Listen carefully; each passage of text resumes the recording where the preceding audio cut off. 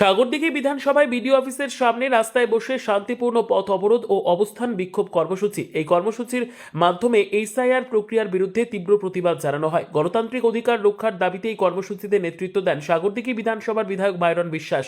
আজ BDO office সংলগ্ন এলাকায় জমায়েত হন দলীয় কর্মী, সমর্থক ও সাধারণ মানুষ। শান্তিপূর্ণভাবে রাস্তায় বসে তারা তাদের দাবি ও বক্তব্য তুলে ধরেন। প্রতিবাদকারীদের অভিযোগ, এসআইআর প্রক্রিয়ার নামে সাধারণ মানুষকে অযথা হেনস্থা করা হচ্ছে এবং গণতান্ত্রিক অধিকার ক্ষুণ্ণ হচ্ছে। এই প্রক্রিয়ায় স্বচ্ছতার অভাব রয়েছে বলেও তাদের দাবি। বিক্ষোভকারীরা জানান, জনস্বার্থ বিরোধী যে কোনো পদক্ষেপের বিরুদ্ধে তারা গণতান্ত্রিক ও শান্তিপূর্ণ আন্দোলনের পথেই প্রতিবাদ চালিয়ে যাবেন।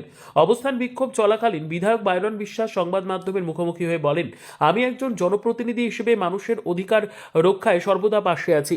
এসআইআরের নামে যদি সাধারণ মানুষকে হয়রানি করা হয় তা কোনোভাবেই মেনে নেওয়া হবে না। গণতান্ত্রিক ব্যবস্থায় মানুষের কথা শোনাই ইলেকশন কমিশনের দায়িত্ব। তিনি আরও বলেন, শান্তিপূর্ণ আন্দোলনের মাধ্যমে দাবি জানানো নাগরিকদের সাংবিধানিক অধিকার।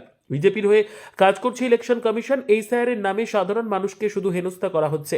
এই অপরিকল্পিত এসআইআরের বিরুদ্ধে আমাদের আজ পথ অবরোধ ও বিক্ষোভ কর্মসূচি। এই প্রতিবাদ কর্মসূচিকে ঘিরে এলাকায় রাজনৈতিক মহলে ব্যাপক চর্চা শুরু হয়েছে। আন্দোলনকারীরা জানান, দাবি পূরণ না হলে আগামী দিনেও তারা বৃহত্তর আন্দোলনের পথে নামবেন।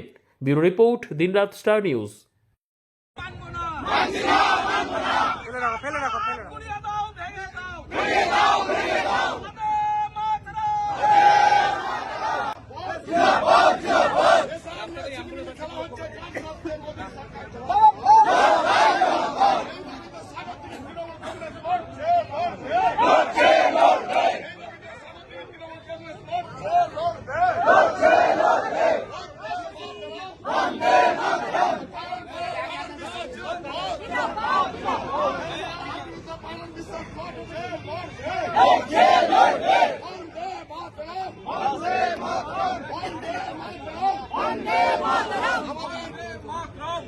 Soda.